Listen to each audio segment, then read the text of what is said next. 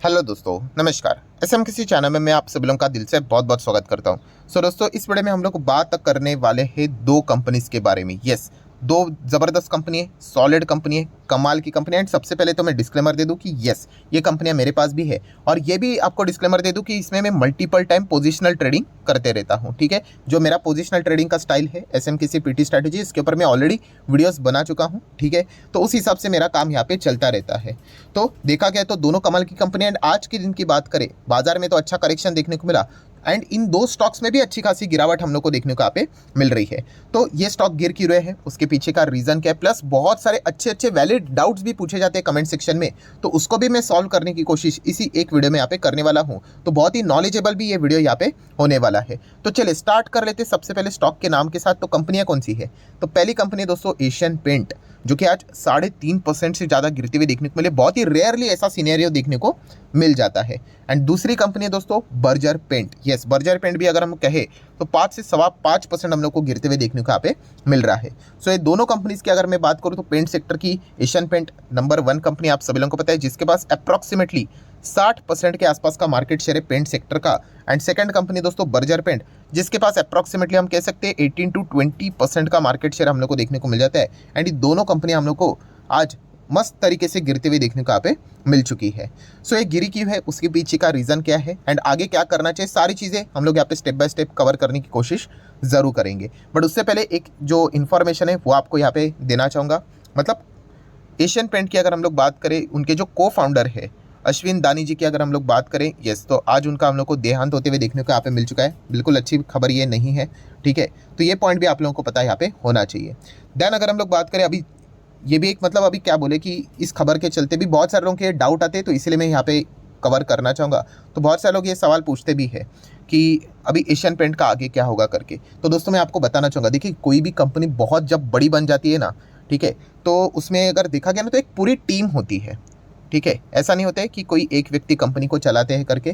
ठीक है, हाँ, जब कोई कंपनी बहुत छोटी होती है ना, वहाँ पे मैटर करता है कि एक पर्सन के आने जाने से। बट जब कंपनी बहुत बड़ी या फिर कोई ग्रुप भी बहुत बड़ा बन जाता है, ये सवाल बहुत पूछा जाता है, सर रिलायंस ग्रुप का आगे क्या होगा, ठीक है, टाटा ग्रुप का आगे क्या होगा, ठीक है, गोदरेज ग्रुप का आगे क्या होगा, अदानी ग्रुप का आगे क्या होगा। तो दोस्तों मैं इस सवाल का जवाब ऑलरेडी दे चुका हूँ। ये कोई एक व्यक्ति वो ग्रुप नहीं चलाते, अभी वो बहुत बड़े कंपनियां कॉन्ग्लोमेरेट हम लोग को देखने को मिल जाते हैं, वहाँ पे पूरी एक टीम होती है। ठीक है, पूरी की पूरी एक टीम। अभी टाटा ग्रुप को ही पकड़ लो, ठीक है, जेआरडी टाटा भी थे कभी। ठीक है, तो उनके बाद आप देख सकते हो कि आज भी ग्रुप अच्छा यहाँ पे चल रहा है। ठीक है, तो ये चीज़ें चलती रहती है। तो बड़ी कंपनीज जो होती है ना दोस्तों, उनमें हम लोग को एक सॉलिड टीम हायरार्की देखने को मिल जाती है। तो इस चीज़ के चलते कोई भी पैनिक करने की ज़रूरत यहाँ पे होती नहीं है।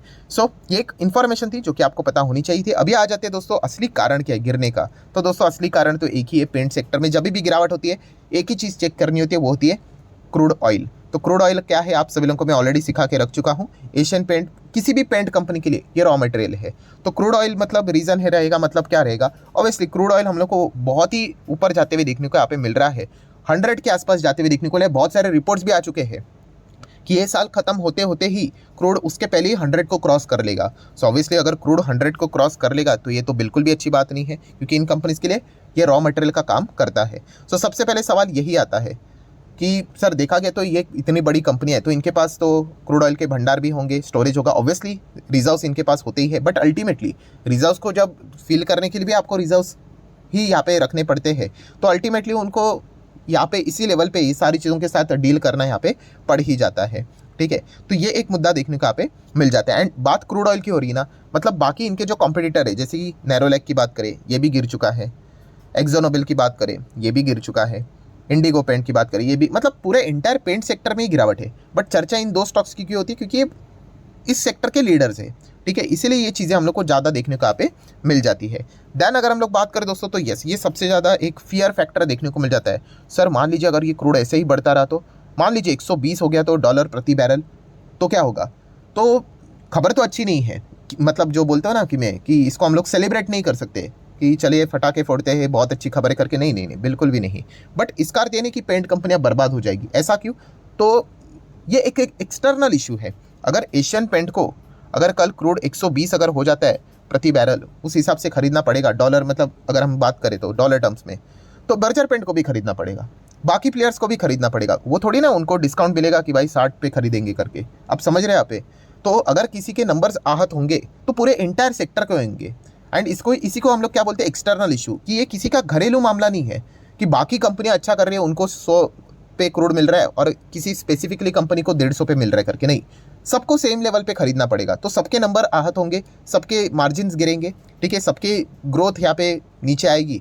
तो ये एक एक्सटर्नल इशू देखने को मिल जाता है। और एक्सटर्नल इशू ये सबसे बड़ी अपॉर्चुनिटी थी खरीदने के लिए, क्योंकि जब ये चीज़ें कमबैक भी करती है तो एक साथ कमबैक करेगी। तो ये पॉइंट हमें पता होना चाहिए। और आपका अगर ये डर है कि अगर ये क्रूड ऐसे ही ऊपर जाता रहा तो क्या होगा करके, तो चलिए ये डर मैं आपको का भगा देता हूँ। तो ब्रेंट की बात करें या फिर WTI की बात करें, ऑलमोस्ट सेम ही देखने को मिल जाते हैं। तो चलिए अभी ये 93 के आसपास WTI का क्रूड चल रहा है, मतलब अमेरिका वाला। तो अगर मैं इसका चार्ट पैटर्न ओपन कर दूँ, ठीक है, एंड आप यहाँ पे देख सकते हो, मैं इसका मैक्सिमम चार्ट पैटर्न ओपन कर लेता हूँ। जैसे मैंने इसका मैक्सिमम चार्ट पैटर्न अभी ओपन कर लिया, ये देखिए लाइफ टाइम क्रूड का चार्ट पैटर्न आपके सामने आ चुका है। अभी मैं इसको जूम कर लेता हूँ, कितना चल रहा है। WTI की बात करें, सेम ही है WTI ब्रेंट, आप उसी सेम मतलब उसी के आसपास उसका भाव रहता है। 93 यहाँ पे चल रहा है। थोड़ा सा आप यहाँ पे ध्यान यहाँ पे घुमाइए, क्या नज़र आ रहा है? बाप रे बाप, इतना हायर लेवल पे क्रूड देखने को मिल रहा है। ऑलमोस्ट 150 के आसपास गया था। कितना? 150 कभी की बात है। तो दोस्तों आप यहाँ पे देख सकते हो, ये चीज़ आपको मिलेगी लगभग 2008-9 के बीच में, ठीक है। तभी क्रूड का दाम कितना गया था? 150 के आसपास यहाँ पे चला गया था। आप यहाँ पे चेक कर सकते हो, कैंडल स्टिक यहाँ पे प्रॉपरली इसको आप मेजर करोगे तो आपको समझ में आएगा, ठीक है। बीच में आपको ये भी पता था कि क्रूड का भाव तो बीच में माइनस में भी चला गया था। ये देखिए 0 उसके नीचे भी हम लोग को देखने को यहाँ पे मिला था WTI का। आपको याद होगा ये कोविड के टाइम पे ऐसा हुआ था। तो इसमें क्या हो गया दोस्तों, क्या पेंट कंपनी यहाँ पे खत्म हो गई कि क्रूड का ऑयल 150 चला गया? तो आप एशियन पेंट को देख लेना, इसका मैक्सिमम चार्ट पैटर्न 2008-9 के हिसाब से, क्या बर्बाद हो गई कंपनी यहाँ पे? हाँ, गिरेगी ज़रूर, इसमें कोई डाउट नहीं, इसमें कोई संदेह नहीं है। बट समझदार व्यक्ति वही होता है कि उसको समझ में आता है कि गिरावट क्यों हो रही है करके, ठीक है। अभी मान लीजिए कल अगर ऐसे ही बोल देता हूँ कि 150 हो गया क्रूड, पकड़ लीजिए, चलो 200 पकड़ लीजिए, ठीक है, तो क्रैश, ये तो स्टॉक्स क्रैश हो जाएंगे। बट हाँ, वो खरीदने का सॉलिड मौका रहेगा। बट कौन खरीद पाएगा? जिसको इसके पीछे का असली लॉजिक पता है, जो वीडियो गेम की तरह बाजार को देखते हैं, आज 3000 का ये स्टॉक 1500 हो गया, खराब हो गया करके, वो नहीं खरीद पाएंगे, ठीक है। वो वापस 3000, वो 1500 का वापस 3000 जाएगा, वो तब खरीदेंगे।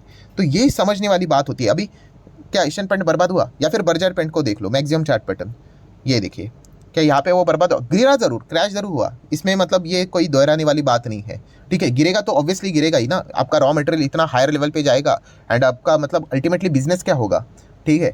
तो इसके चलते बिजनेस के ऊपर तो इम्पैक्ट आएगा ही आएगा। बट क्या ये कंपनी खत्म हो गई? आज तो एक कंपनी यहाँ पे वर्क कर रही है। तो ये चीज़ समझने वाली होती है दोस्तों, ठीक है। जो ये डाउट आपको यहाँ पे आ रहा है, बहुत वैलिड डाउट था कि अगर क्रूड इतना ऊपर गया, जाने दो, जितना ऊपर अच्छी बात नहीं है, बट इससे कोई ये कंपनियाँ खत्म नहीं होंगी। ये पॉइंट आप लोगों को यहाँ पे समझ में यहाँ पे आना चाहिए। और इसीलिए दोस्तों ये दोनों कंपनियां बहुत ही कमाल की कंपनियां हैं, चाहे एशियन पेंट की बात करें, बर्जर पेंट की बात करें। जैसे मैंने कहा, अगर आपका नज़रिया रहेगा कि 5 साल में भाई मुझे चाहिए डबल, 5 साल में डबल, हाँ 5 साल में डबल, उससे ज़्यादा नहीं, तो फिर आप चाहो तो इन कंपनीज़ को कंसिडर कर सकते हो। अगर आपको एकदम धूम धड़ाकेदार रिटर्न्स चाहिए तो फिर आपको रिस्की कंपनी उठानी पड़ेंगी, फिर वो 40-50% क्रैश हो जाएगी। तो ये पॉइंट आपको पता होना चाहिए। 5 साल में ये कितना दे रहा है? तो फिलहाल तो 150 प्लस रिटर्न्स देखने को मिल रहे हैं। 5 साल में कोविड भी हो गया, इतने बड़े बड़े मेगा क्रैश हो गए, फिर भी वो पचा लेते हैं, ठीक है, क्योंकि इतनी बड़ी गिरावट के बाद खरीदने वाले भी उतने होते हैं। रिटेलर्स नहीं खरीदते, इंस्टीट्यूशंस वाले खरीदते हैं, उनको सब लॉजिक पता होता है। वो चाहेंगे क्रूड जितना ऊपर जाने जाने दो, ये ऐसे मल्टी बैगर स्टॉक, अच्छे वाले स्टॉक नीचे आ जाएंगे, फिर हम लोग यहाँ पे खरीद लेंगे।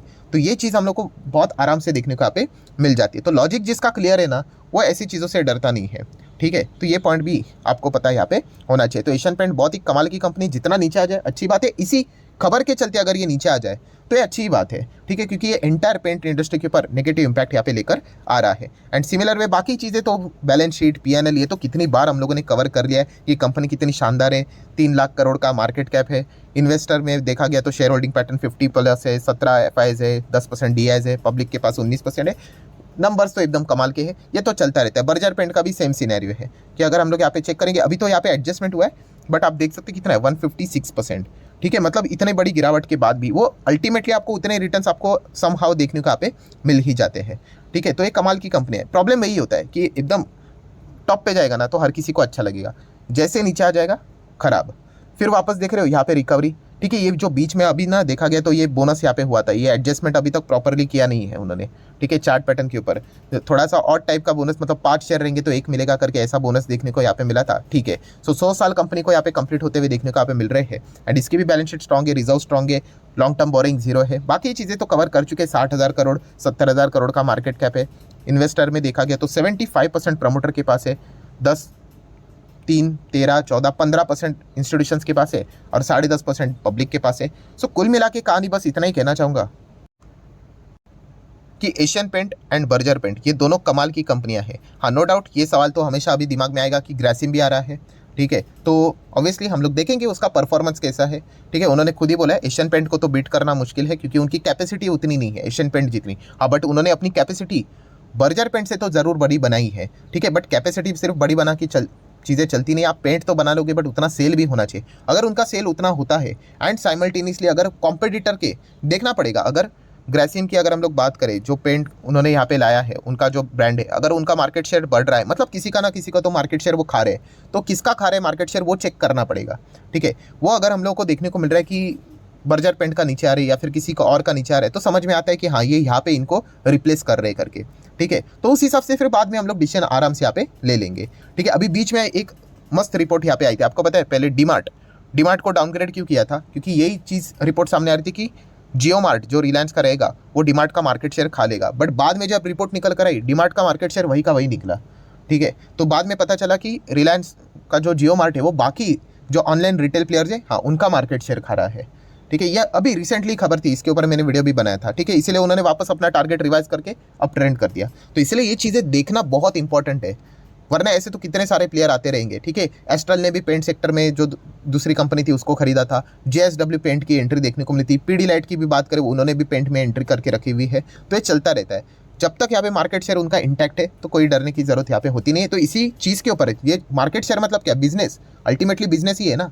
अगर आपका बिजनेस मार्केट शेयर कम हो रहा है मतलब लोग आपके पेंट नहीं खरीद रहे हैं, तो ये देखने वाली बात यहाँ पे बन जाती है। पेंट का डिमांड तो बहुत कमाल का है। आने वाले नेक्स्ट 5 साल में ये ज़बरदस्त धमाकेदार इंडस्ट्री हम लोग को ग्रो होती हुई देखने को मिलने वाली। इसीलिए तो ग्रासिम ने एंट्री मारी है। उन्होंने कहा है कि ये जो अपॉर्चुनिटी रहेगी हम इसको मिस नहीं करना चाहते। तो इसमें एशियन पेंट को तो बीट करना मुश्किल है, ठीक है। बट बाकी प्लेयर्स के और आप जरूर फोकस यहाँ पे रख सकते हो। दोनों कंपनी कमाल की, ये कोई रिकमेंडेशन नहीं है, बच्चा भी बता देता है ये इतने फंडामेंटली स्ट्रॉन्ग शेयर है। तो आप चाहो तो इनको यहाँ पे स्टडी कर सकते हो। एंड अगर कोई निवेश करने का विचार कर रहे हैं तो भाई लॉन्ग टर्म के लिए विचार कर लेना। शॉर्ट टर्म की कोई गारंटी नहीं होती है। बहुत सारा उठक पैठक हम लोग को देखने को मिल जाता है। बट लॉन्ग टर्म में आप देख रहे हो ना कि शॉर्ट टर्म में कोविड भी आया था, 40-50% क्रैश था। लॉन्ग टर्म में क्या नुकसान हुआ? नहीं हुआ। तो इसीलिए बार बार चिल्ला के बोल रहा हूँ, लॉन्ग टर्म में आओगे तो फायदे में रहोगे। शॉर्ट टर्म में कैसे थोड़ा लक भी चाहिए कि कभी कभी ऐसा होता है खरीदने के बाद ही भागना स्टार्ट कर देता है, तो वो लक का पार्ट हो गया। बट लॉन्ग टर्म में देखा गया तो आपके स्टडीज़ को यहाँ पे ज़रूर, यहाँ पे मतलब बोलते हैं ना, जस्टिस मिल जाता है। तो ज़रूर उस हिसाब से आप चाहो तो इनको विचार कर सकते हो। सो आशा करता हूँ वीडियो हेल्पफुल लगा होगा। तो चाहो तो इनको लाइक एंड शेयर भी कर देना। एंड डीमैट अकाउंट अगर आपने अभी तक ओपन नहीं किया तो लिंक नीचे डिस्क्रिप्शन में 25 वीडियो की लिस्ट आपको बिल्कुल फ्री ऑफ कॉस्ट मिल जाएगी। आपका नाम, कौन सा अकाउंट आपने लिंक के थ्रू ओपन किया प्रॉपर्ली कमेंट से मेंशन कर देना। तो हफ्ते भर के अंदर सारे लेक्चर्स मेरे साइड से फ्री ऑफ कॉस्ट प्रोवाइड कर दिए जाएंगे ताकि आप शेयर बाजार को आसान भाषा से सीख सको। So that's it, thank you very much. So we will be meeting our next video. तब तक के लिए बाय बाय।